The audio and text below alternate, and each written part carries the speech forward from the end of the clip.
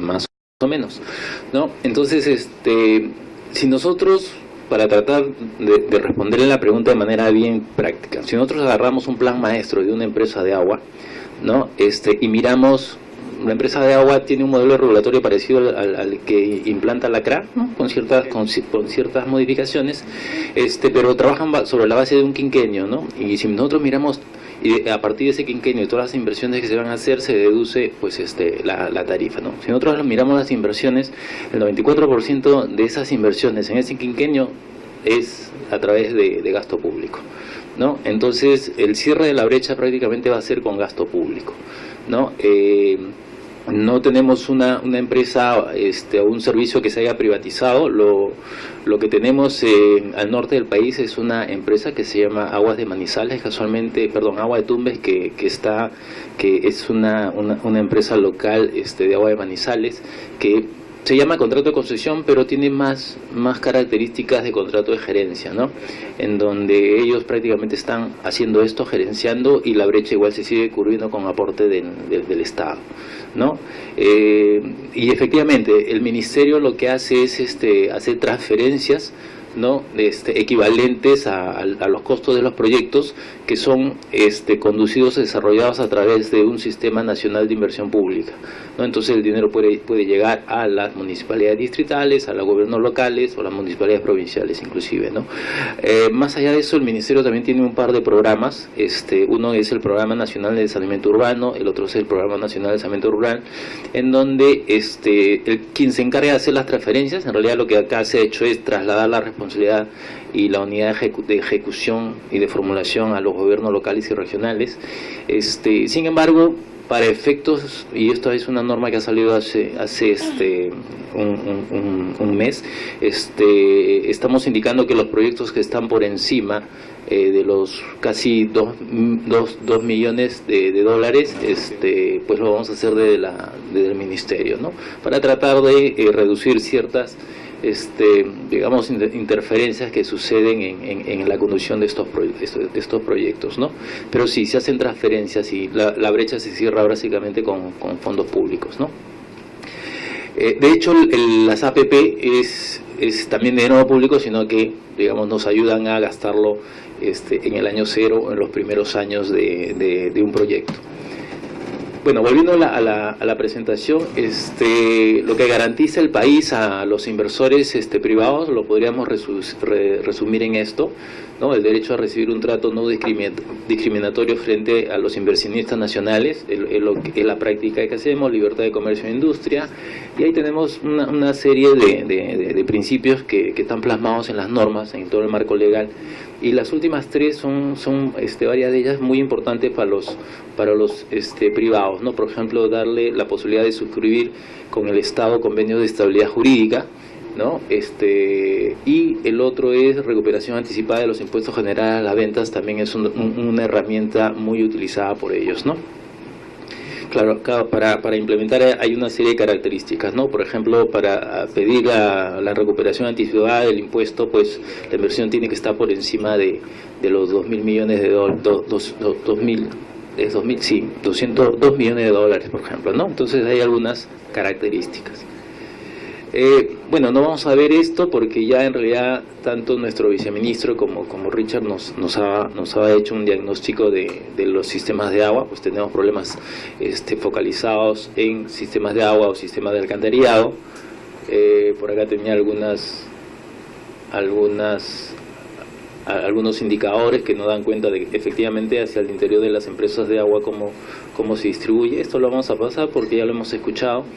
Y quizás esta gráfica sí nos puede ayudar. Lo cierto es que necesitamos cerrar tres brechas, ¿no? La primera es una brecha de infraestructura, ¿no? Mencionábamos también que parte del diagnóstico del Plan Nacional de Inversiones nos decía que había una brecha de conocimiento que se traduce en una mala gestión o, digamos, demasiadas ineficiencias al interior de las empresas de agua, que también la tenemos que cerrar. De hecho, esto saltó en el último quinquenio, ¿no? Cuando después de darnos cuenta de que las inversiones eran cada vez mayor en el sector saneamiento y que se han seguido manteniendo en los últimos años, lo cierto es que las coberturas no se movían mucho y la calidad de servicio no variaba tampoco mucho. Entonces aquí ya no era problema de falta de dinero, sino más bien comenzamos a mirar que era falta de capacidad de los técnicos del sector para resolver esos grandes problemas de los sistemas de saneamiento, ¿no? Entonces también tenemos una brecha por cerrar, y el otro es la brecha de confianza, porque aún hay que reconocer que los servicios pues no llegan a coberturarse las 24 horas del día, de repente todavía con las presiones adecuadas, en fin. Visto esto, en realidad lo que se espera de los privados, ¿no? Y aquí en realidad no se limita a la creatividad, es propuestas para ayudarnos a resolver los problemas del sector, ¿no? Entonces vamos a ver un poco de eso más adelante, ¿no? Esto estaba vinculado con la pregunta que me hacían hace un rato. En realidad nosotros podemos cerrar la brecha con inversión pública, básicamente, y a través de procesos conducidos por instituciones públicas, o podríamos hacer inversiones público-privadas, ¿no? Y le decía que existe todo un marco legal para hacer esto, ¿no?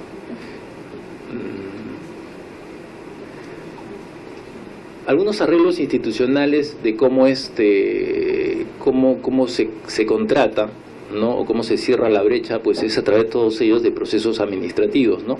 Entonces, de izquierda a derecha, los más públicos, de izquierda, empezando con los más públicos, hacia la derecha, en donde se vincula más el Estado con los privados, ¿no? Entonces, por ejemplo, tenemos procesos denominados administración directa o contrataciones, algunos que se puede hacer la brecha a través de fondos sociales, el fondo minero, por ejemplo, obras por impuestos, que ya es una modalidad de asociación público-privada, ¿no? Y por ahí tenemos los contratos de gerencia, la asociación de participación, en fin, todos los modelos de asociaciones público-privadas que se pueden crear y que ya en el mercado existen, no solamente en el país, sino en la región, por supuesto, ¿no? Entonces, como les decía, no vamos de lo más público a lo más combinado con los privados, ¿no? Ahora, sí hay que reconocer que en esta materia de asociaciones público-privadas hay otros sectores que están mucho más desarrollados que el nuestro, ¿no? Entonces ha sido más fácil introducir este concepto desde hace 20 años en telefonía, por ejemplo, en electricidad, en carreteras, en aeropuertos, ¿no? Y todavía, y en eso creo que coincidimos, agua todavía sigue siendo el servicio público más sensible, ¿no? Por la injerencia que existe, ¿no? Siempre ha existido y siempre va a seguir existiendo, ¿no? Que está sobre el agua potable.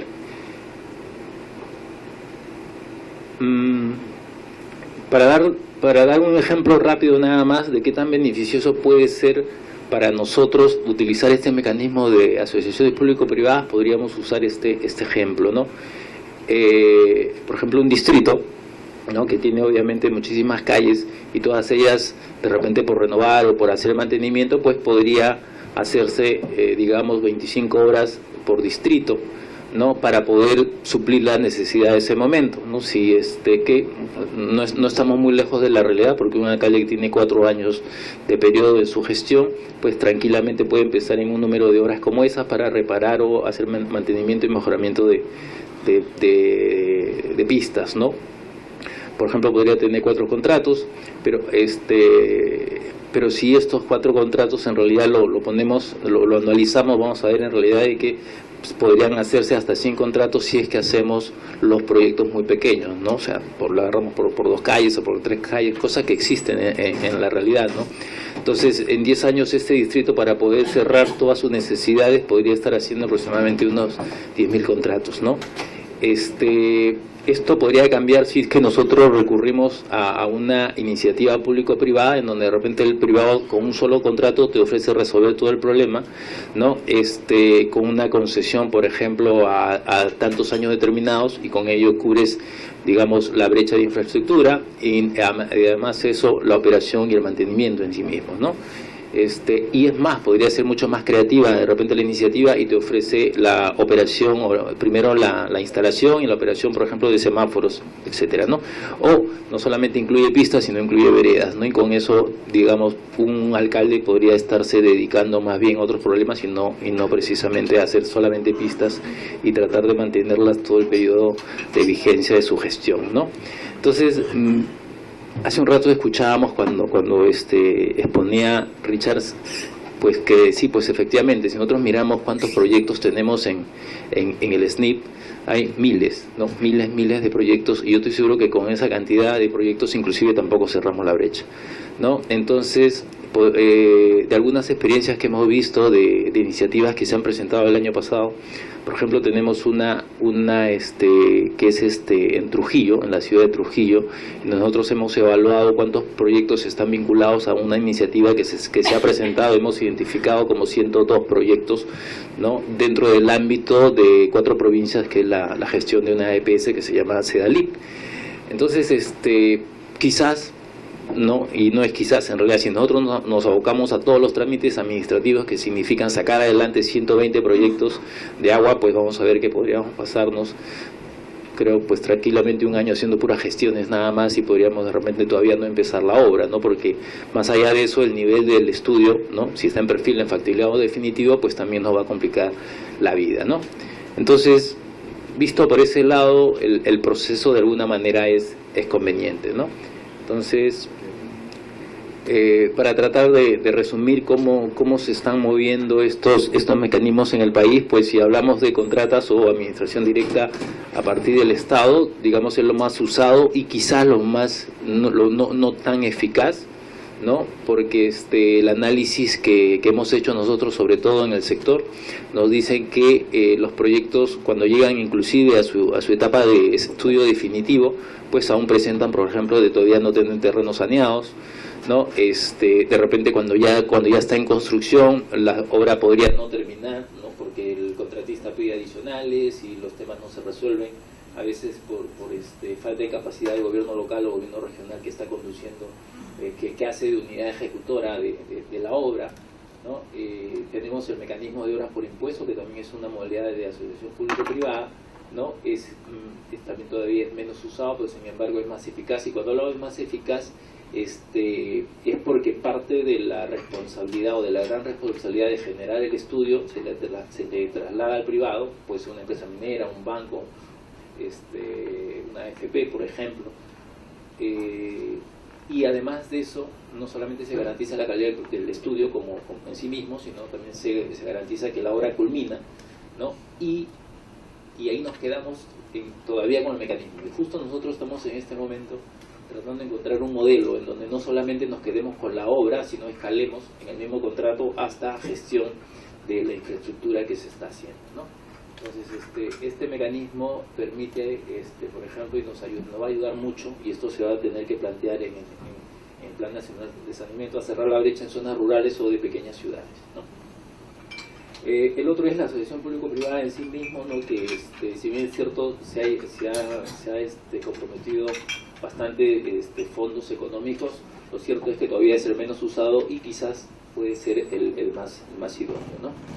Como le decía, en el sector saneamiento, a nivel de EPS, de gestión integral de EPS, solamente tenemos el caso de Tumbes, y por ahí tenemos algunas experiencias sobre todo a nivel de una empresa, que es la empresa de Lima, la de agua, y en Arequipa también tenemos otras modalidades más, ¿no?, que es una de las 2 empresas más grandes que tenemos en el país.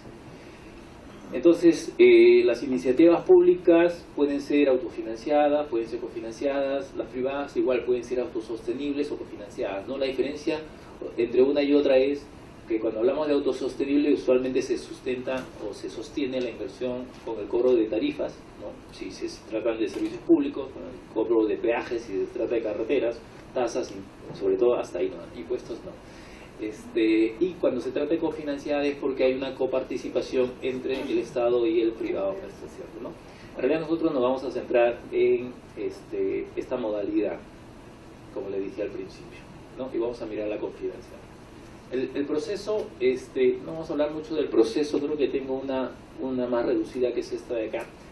Se puede hablar de una presentación de parte del privado al ente promotor, ¿no?, que puede ser por inversión, por ejemplo, si estamos hablando de un proyecto grande, que suele ser en servicios de agua, o un proyecto que vincula 2 regiones o más, ¿no? Se admite a trámite, ¿no?, por eso hay que cumplir, por supuesto, con ciertos requisitos.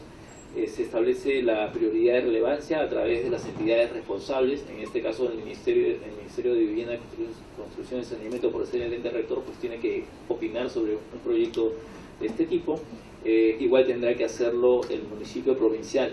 Y aquí contesto una pregunta que me hiciste, Juan, ¿no? Que era la responsabilidad, ¿quién la tiene de la prestación del servicio? La responsabilidad la tiene el alcalde provincial, ¿no? El municipio provincial. También algunas responsabilidades tiene el alcalde distrital, pero sobre todo cuando se trata de una provincia la tiene el alcalde provincial, ¿no? Entonces, cuando hablamos de empresas de agua, los accionistas son los alcaldes involucrados, de todas las provincias involucradas en el ámbito de gestión, y sobre ellos recae la responsabilidad. Entonces, cuando hay una iniciativa de este tipo, quienes contestan y determinan la prioridad y relevancia de tal proyecto, pues son los alcaldes provinciales, ¿no? Que no son ellos solos precisamente, sino es con la autorización de su consejo de regidores respectivo, ¿no? Superada la etapa de relevancia, es decir, hay un interés de parte de todos los actores. ¿Tienes alguna pregunta? Cuando quieras.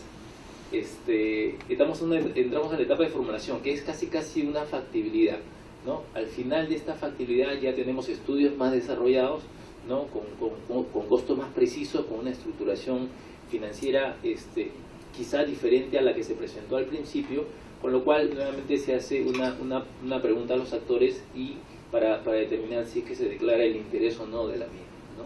Si fuera del caso en el cual se declara el interés, entonces pasamos a la presentación de expresiones de interés o iniciativas privadas alternativas, es decir, se publica, ¿no? Entonces, si tenemos algún retador, entonces allí vamos a entrar a un proceso de concurso, ¿no? Entonces, por supuesto que quien presentó la idea tiene ciertas ventajas sobre los demás que van a competir. Lo cierto es que no se le asegura que va a ganar precisamente, ¿no? O sea, de hecho, si tuviéramos que poner un ejemplo del sector, hace 3 años se presentó una iniciativa privada para hacer un emisario submarino acá en Lima, para disponer aguas residuales de Lima en el mar. Pues fue presentado por una firma y terminó ganando otra firma, ¿no? Lo que quiere decir que el mecanismo de todas maneras es bueno, ¿no? Porque mueve el mercado de alguna manera, ¿no? Porque eso es lo que tenemos a veces al principio, ¿no? Proyectos con costos muy elevados. Entonces, siempre nosotros empezamos diciendo, oye, pues este precio está muy grande. Por supuesto que en la etapa de formulación tratamos de ajustarlo o afinarlo, pero siempre nos queda la duda si es que podrá haber otra posibilidad de hacer eso mucho más barato, que al final es lo que interesa, ¿no? Y con la eficiencia del caso, por supuesto. El Ministerio a principios de año emitió estos lineamientos específicos para iniciativas privadas cofinanciadas. ¿Por qué? Porque si bien es cierto el calendario está abierto para las iniciativas privadas, ¿no? Solamente para las cofinanciadas hay ventanas específicas durante el año, ¿no? En este año tenemos una ventana nada más, el año pasado hubieron 2. La ventana de este año ha sido entre el 1 de enero y el 16 de febrero, ¿no? Fue la ventana en donde Proinversión recibió todas las iniciativas privadas de característica cofinanciada, ¿no? Entonces, como hay que evaluarlas y hay que calificarlas, el Ministerio da su señal previamente, ¿no? Y nosotros en materia de evaluaciones de estas hemos dicho, ¿no? Por ejemplo, el Ministerio de Vivienda, Construcción y Saneamiento valora las iniciativas privadas cofinanciadas que se encuentren alineadas con el objetivo estratégico de alcanzar el acceso universal, ¿no? Que es lo que buscamos nosotros en nuestra misión, al servicio del saneamiento de calidad, ¿no? En este rol el Ministerio privilegiará las iniciativas privadas que generen soluciones desde una perspectiva integral y regional, ¿no? Eso también recogiendo ya el mandato de la Ley de Modernización como política sectorial, ¿no? Si nos presentan iniciativas en donde, por ejemplo, nos ofrecen solamente la administración del servicio de agua, pues van a estar menor calificada que si nos presentan una solución integral, ¿no? Y si esta, por ejemplo, ofrece integrar más localidades a las que actualmente existen, pues seguramente que va a estar mejor calificada todavía, ¿no? El Ministerio, coherente con su capacidad presupuestal, valorará, ¿no? La iniciativa privada que se propongan los menores niveles de cofinanciamiento posible y que consideren el inicio de los repagos cuanto menos a partir del segundo año de culminada la obra y verifique que los usuarios se estén beneficiando de dicha inversión. Aquí atacamos dos cosas, ¿no? Primero, reconocemos que el recurso es escaso, ¿no? Y si alguien me presenta una iniciativa menos cofinanciada por el Estado, quiere decir que va a trasladar más los costos y gastos, tanto de la inversión como de la operación, al usuario, ¿verdad? Entonces, eso es mucho mejor, hace mejor, más sostenible el modelo. Eso por un lado. Y por otro lado, recogemos un principio de la regulación en donde dice que no se le va a cobrar al usuario nada si es que antes esa inversión ya no se está beneficiando. Es decir, avances de obra, no. Termina la planta de tratamiento de agua potable, por ejemplo, y ya es digna de aparecer en la tarifa del usuario, ¿no? ¿Qué más decimos? Se busca que las iniciativas privadas contribuyan a mejorar la gestión integral en las empresas a nivel nacional, garantizando la gestión con criterios empresariales de acceso a financiamiento, ejecución de inversiones y la operación y mantenimiento de los responsables de la infraestructura. Se espera que las iniciativas que aborden este aspecto logren lo siguiente, ¿no? Integración regional, optimización y modernización de la gestión comercial o operativa, reducción de las pérdidas de agua no facturada a nivel técnicamente aceptables, y etcétera, ¿no? Entonces, aquí lo que estamos pidiendo es que las iniciativas, en realidad, con la creatividad que se espera, ¿no?, nos ayuden primero a integrar regionalmente, ¿no? Segundo, a reducir algunos indicadores claves, como por ejemplo el agua no facturada. Tenemos empresas de agua que tienen niveles por encima del 60%, ¿no? Cosa que no debería permitirlo tanto el ente rector como el ente regulador. O sea, no se puede estar pagando por agua que no se está usando, ¿no? Y lo que nos interesa también es que se le introduzca mayor tecnología a los sistemas, ¿no? Entonces, para nosotros poder hacer efectivo estas iniciativas privadas o hacer efectivo el cofinanciamiento, pues tenemos que tener un acuerdo entre los alcaldes provinciales y el Ministerio de Vivienda, ¿no? Entonces aquí el año pasado hemos creado un mecanismo en donde los alcaldes provinciales pueden transferir la responsabilidad que tienen ellos de brindar los servicios de agua y saneamiento al ente rector, en este caso el Ministerio, ¿no? Entonces, si eso sucede, entonces el ente rector se hace cargo de conducir el proceso, de decir, estar al lado de Proinversión y del proponente en este caso para obtener el mejor proyecto, y después se compromete a pagar el cofinanciamiento que el proyecto está pidiendo, ¿no? Entonces puede ser 50, 60, 70%, pero eso lo logramos solamente con un convenio, dado que la responsabilidad la tiene el alcalde, ¿no? Entonces, nosotros en esta tarea de promover las iniciativas privadas, pues hay un trabajo conjunto entre el Ministerio, Proinversión y los alcaldes, ¿no? Para convencer a autoridades locales, autoridades políticas, regionales inclusive y nacionales, ¿no?, de que el proyecto en realidad sirve, beneficia y ayudará, pues, a cerrar esta brecha de los servicios de saneamiento, ¿no? Entonces, eso está tanto en la ley de municipalidades como en la ley de servicios de saneamiento. Bueno, acá está, ahí hablamos de los convenios. Vamos a avanzar un poquito más. A ver, ¿qué hacer con las iniciativas privadas que ya tienen PIPs, ¿no? O sea, ya hace un rato yo les explicaba, ¿no? Alguien puede presentar una iniciativa privada de administrar toda una ciudad, pero podrían haber muchos proyectos ya en el camino a nivel de factibilidad, de definitivo, que plantean soluciones quizás parciales o quizás la misma, ¿no? Entonces lo que va a suceder es que si es que esta iniciativa se admite a trámite, es que se desactivan todos esos proyectos de nuestro sistema de inversión pública, ¿no? Hasta esperar si es que estos prosperan o no, ¿no? O sea, tampoco se limita, ¿no? De hecho, hemos recibido algunas iniciativas privadas en donde el privado está utilizando esos proyectos que están en el sistema de inversión pública para dar solución a su propuesta. Si bien es cierto, el Ministerio puede tener la voluntad de decir yo quiero cofinanciar ese proyecto, lo cierto es que esto solamente se hace efectivo cuando el Ministerio de Economía dice efectivamente tú, Ministerio de Vivienda, tienes capacidad para afrontar ese proyecto, ¿no? Entonces, lo que hacemos nosotros es efectivamente hacer un análisis, un análisis del proyecto, pero en su momento hacer la consulta al Ministerio de Economía, en donde le decimos tenemos interés de esta lista de proyectos y lo que quiero es que tú me des la autorización para yo meterlo en mi presupuesto y año tras año pagar lo que corresponda, ¿no?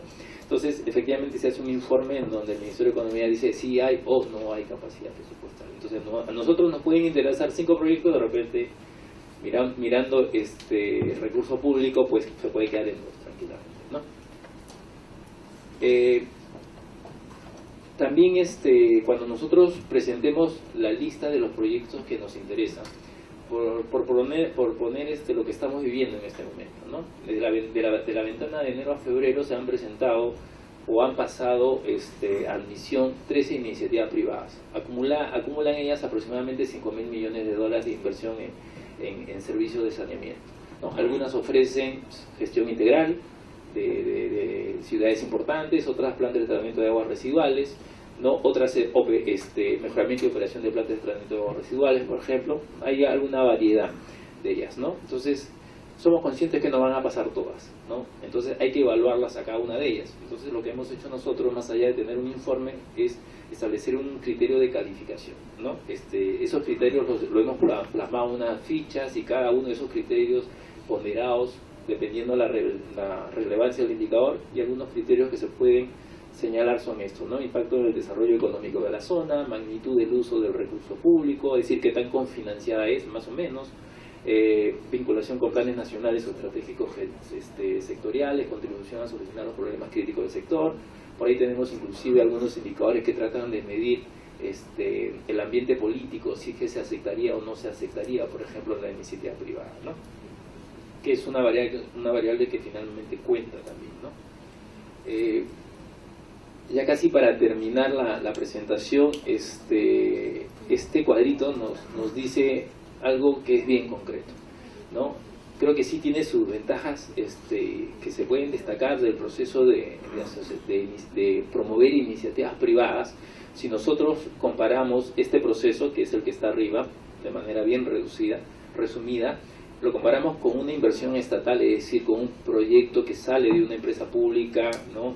Que hace sus bases, que lo licita, que lo concursa, ¿no? Ya sea local o internacionalmente, pues sigue siendo todavía menor, ¿no? Sí, la diferencia entre uno y otro quizás es que acá a veces nos quedamos solamente con inversión en infraestructura, y acá sí podemos combinar las dos cosas, ¿no?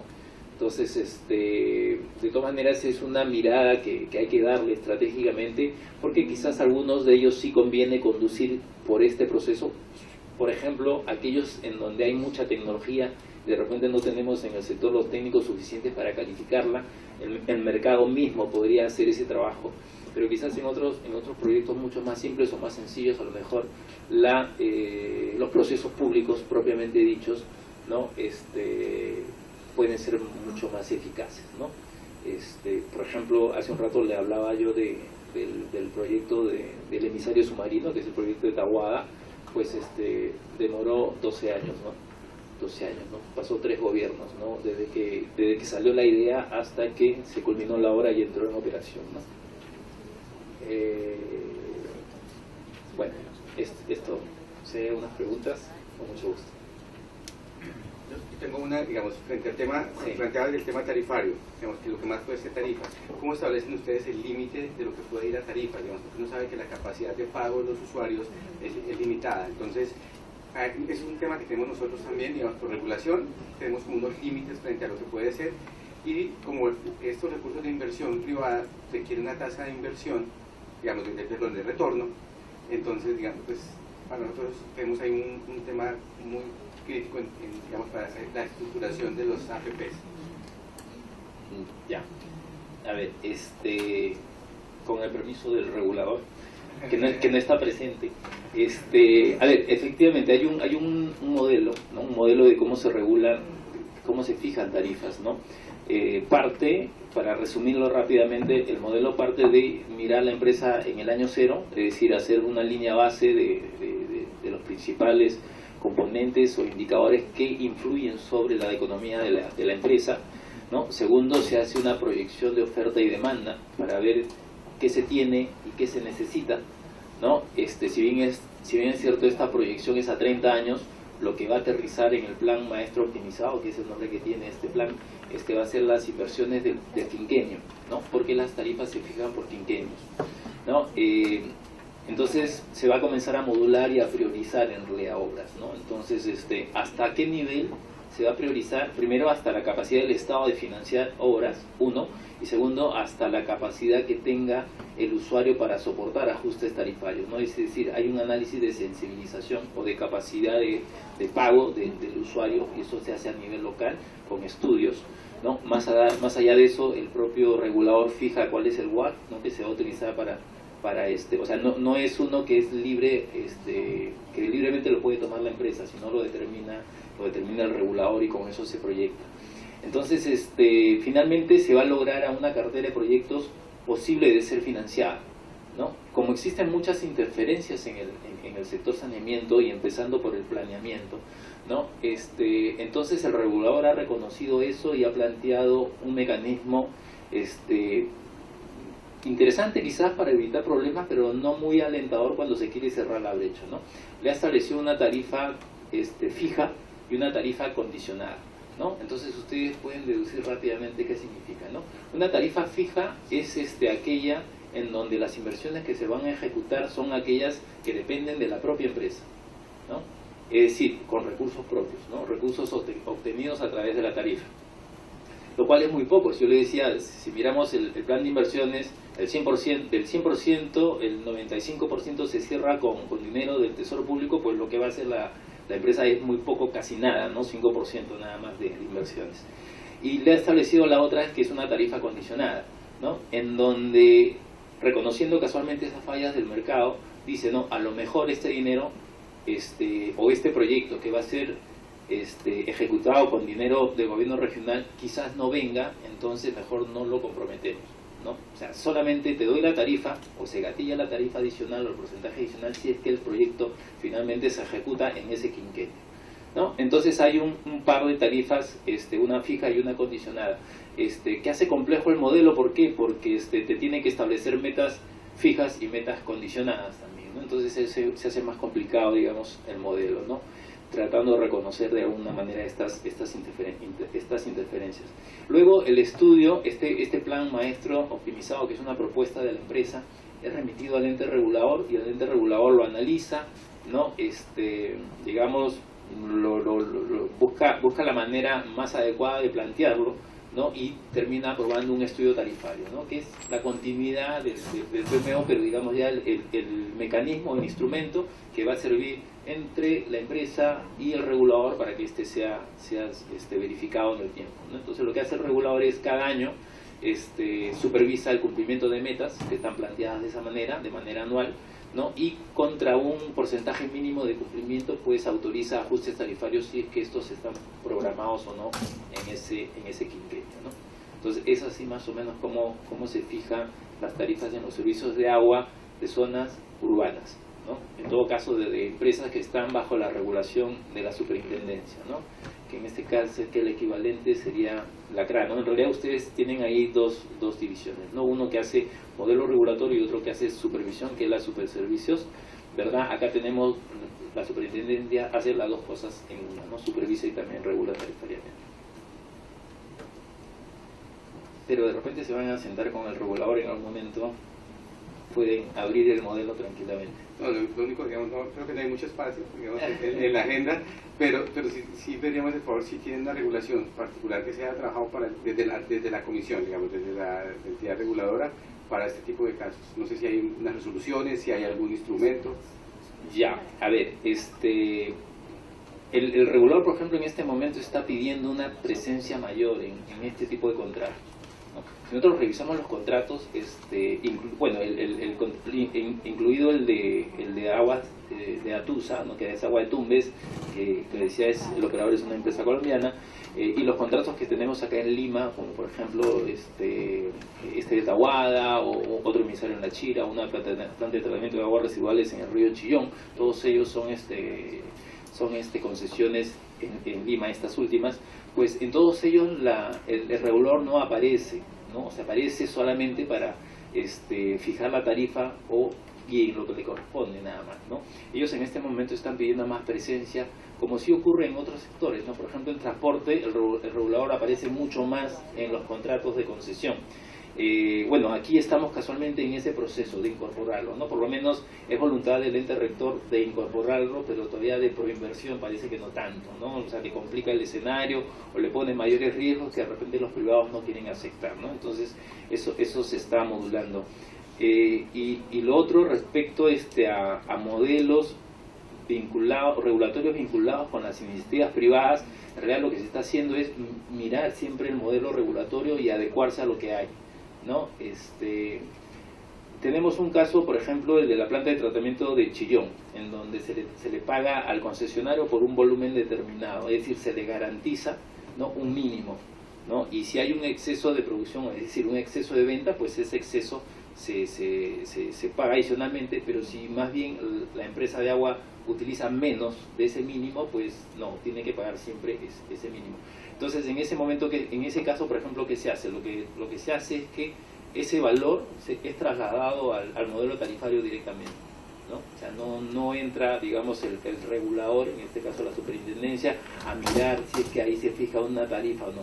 Por supuesto que este es el primer ejercicio que se hizo, esto fue hace casi ya 13 años atrás, ¿no? Ahora sí se combina un poco más con el modelo regulatorio que tiene SUNAS, ¿no? Si nosotros miramos las iniciativas privadas que se han presentado en esta ventana, algunas de ellas, ¿no?, ya evalúan el impacto en la tarifa que va a haber, ¿no? Aunque a ese nivel de nivel conceptual que se ha presentado en este año, digamos, todavía no se desarrolla, pero ya se mira y se dice ya, yo voy a obviamente a respetar lo que dice lo que va a decir la regulación en su momento, ¿no?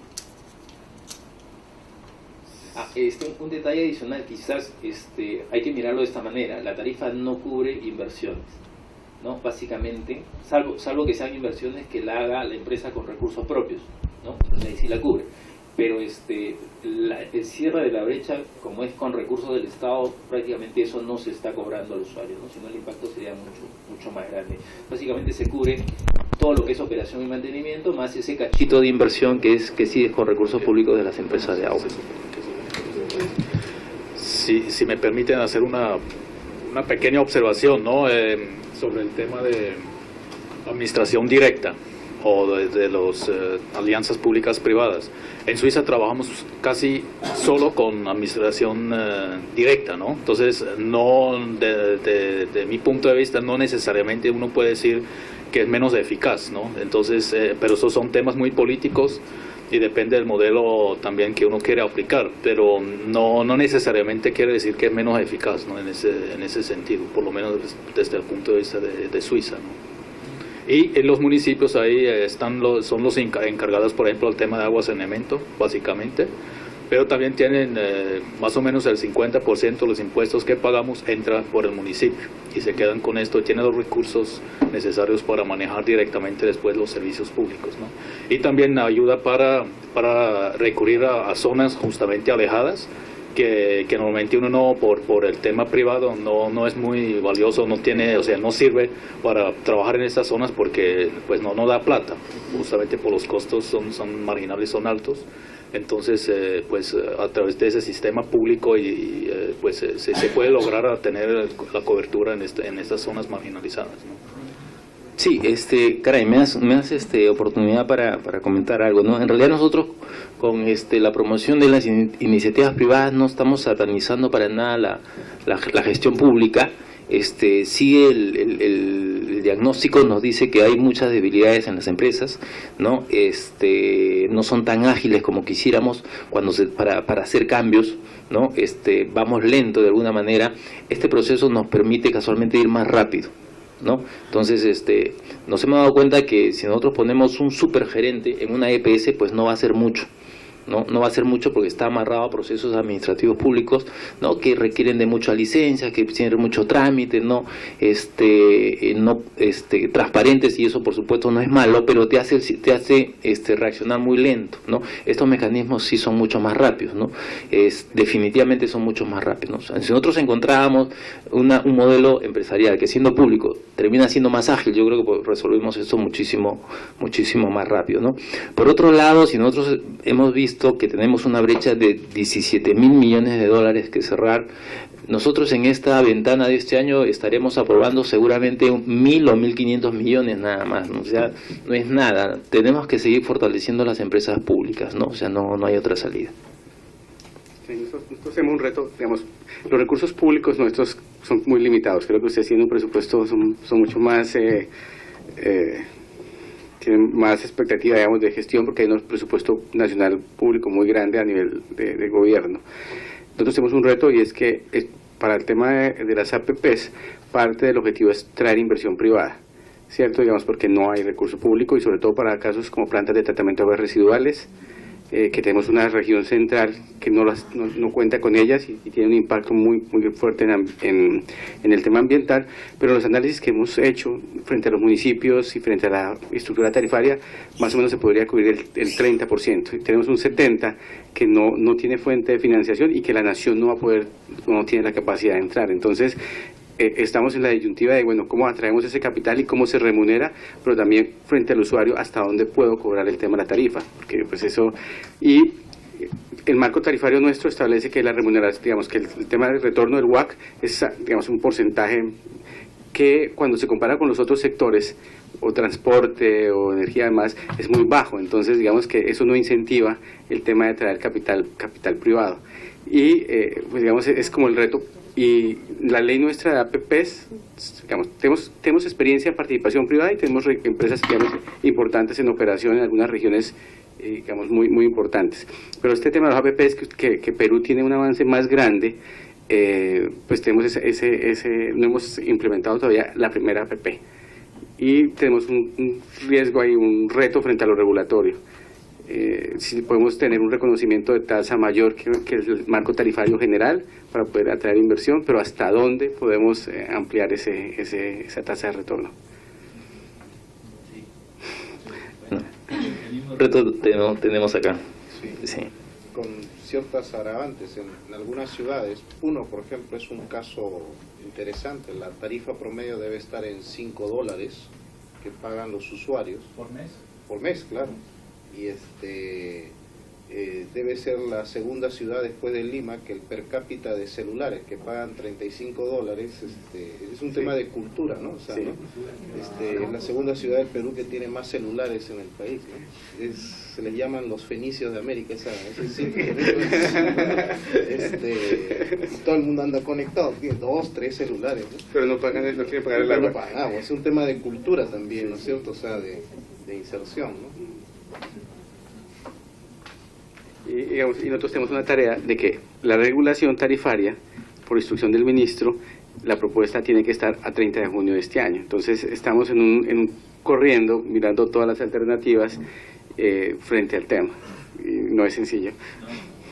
Para nada, no es sencillo. Nosotros estamos con la idea de hacer de crear una tarifa o un subsidio focalizado. Pues estamos 10 años en eso, ya no, todavía no sale, ¿no? Pero se necesita un gran sistema, ¿no? Por ejemplo, en Chile sí se tiene algo parecido a lo que nosotros tenemos acá, que es el SISFO, el sistema es focalizado de subsidio.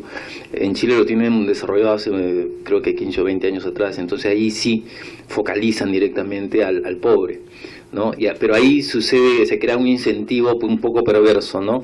Porque si la EPS, o sea, el operador, le corta, por falta de pago, le corta el servicio a uno de ellos, entonces al siguiente mes sabe que no lo va a cobrar, entonces lo mantiene a veces alterando un poco el catastro comercial, ¿no?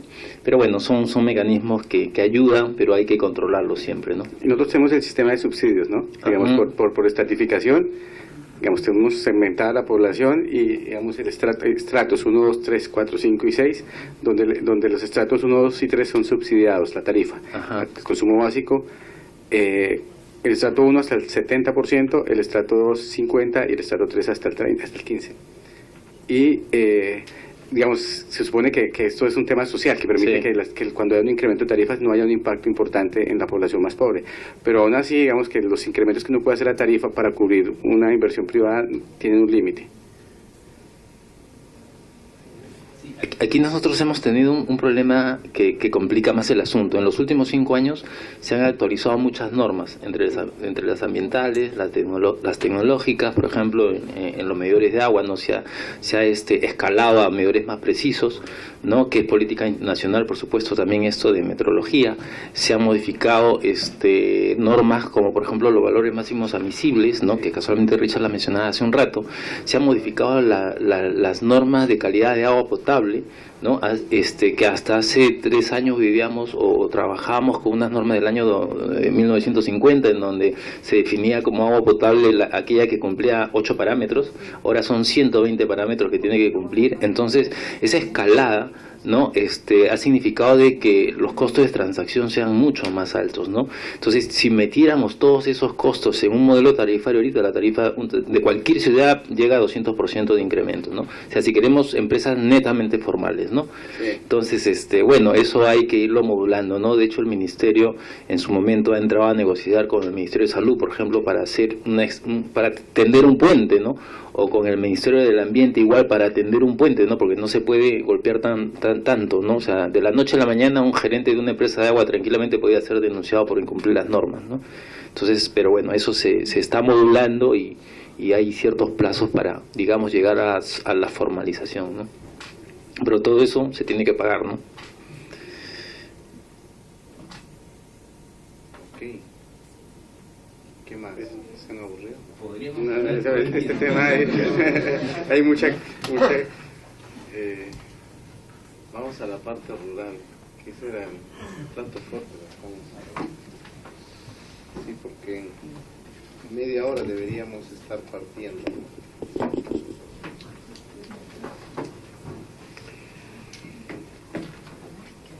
Muy bien, entonces trataré de ser bastante breve y para principiar tendré que decir buenas tardes porque ya pasamos el mediodía. Y el Programa Nacional de Saneamiento Rural, ¿no? Naturalmente lo que se va a presentar en este momento es de una manera bastante más breve de la que se tiene en la presentación, es este modelo de intervención con las llamadas soluciones tecnológicas no convencionales. Y esto surge como una respuesta frente a una declaratoria de emergencia sanitaria que ocurre en la Amazonía del Perú. Básicamente 4 cuencas que son consideradas en emergencia, y esas son las cuencas del Corrientes, Tigres, Pastaza y Marañón, ¿no? Y acá, digamos, pase nomás, por favor. ¿No? El hecho es de que van a ver en un momento dado que esa declaratoria de emergencia es la que permitió definitivamente a el que el Estado se libere de todos los procesos que son bastante largos y tediosos y que en algún momento fue preocupación de ustedes también, ¿no?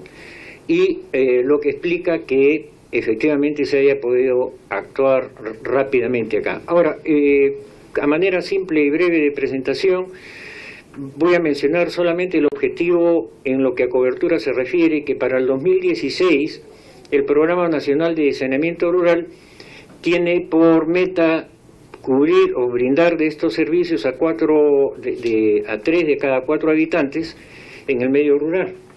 Y en lo que viene a ser la parte de saneamiento, 4 de cada 10 cuenten con ese servicio. Bien, ya se ha mencionado en las exposiciones previas que donde menos avanzamos o donde menos hemos avanzado es precisamente en lo que corresponde a saneamiento. La siguiente, por favor. Muy bien, el Programa Nacional de Saneamiento Rural, básicamente aquí de manera muy rápida tienen cuáles los objetivos. Un aspecto que acá sí quiero destacar es que fundamentalmente nuestras intervenciones no se limitan solamente a la parte física en sí de la obra, sino un componente básico, fundamental, importante y con bastante acento, es a lo que nosotros en su conjunto lo llamamos la gestión social, que en el fondo lo que se persigue, ¿no?, es el de tener de todas maneras una garantía de que esa intervención, esa inversión va a contar con la sostenibilidad adecuada, para lo cual ciertamente se desarrollan, el siguiente por favor, ¿no?, ciertos mecanismos. Bueno, la problemática, falta de acceso a agua potable, apta para consumo humano, y aquí la parte básica, fundamental, es pues que incide en la desnutrición crónica infantil, lo cual genera un retraso mayor en esencia, ¿no? Y nuestro foco naturalmente de atención es, por cierto, pues el medio rural, y donde naturalmente también la otra parte del objetivo, que es la consecuencia de esa desnutrición, es disminuir esas enfermedades diarreicas, ¿no? La siguiente. Muy bien, la emergencia sanitaria, como ya había mencionado, en las cuatro cuencas, ¿no?, que se ve más o menos un estado general ahí de la situación en la cual se tienen estas comunidades nativas. Esa se concentra en 65 comunidades así declaradas en emergencia, y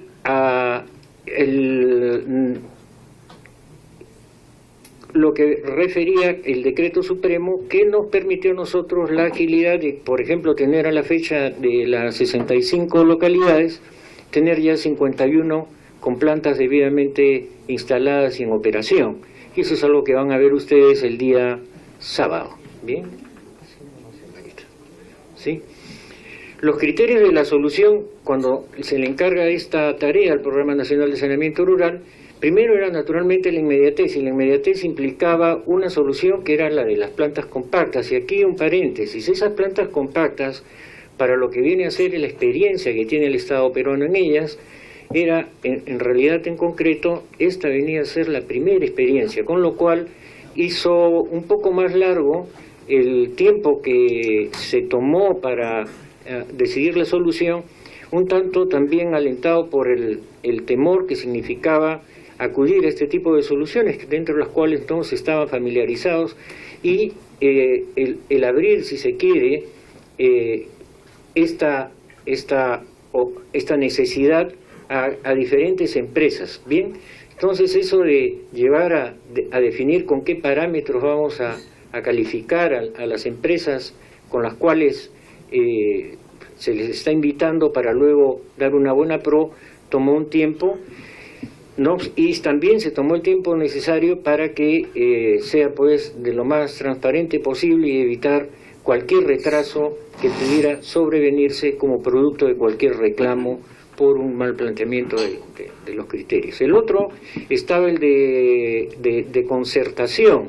Acá es del caso señalar que se interviene en una zona que estaba realmente enfrentada con el Estado peruano, ¿bien? Y que ha sido así hasta que, y el señor viceministro que me corrija, hasta que ya se pusieron las 3 primeras plantas, directamente donde esa actitud de animadversión contra el Estado, de rechazo, fue cambiando paulatinamente, y que naturalmente implicó un trabajo más o menos largo de conversaciones a diferentes niveles en el sitio, fundamentalmente viviendo con ellos a través del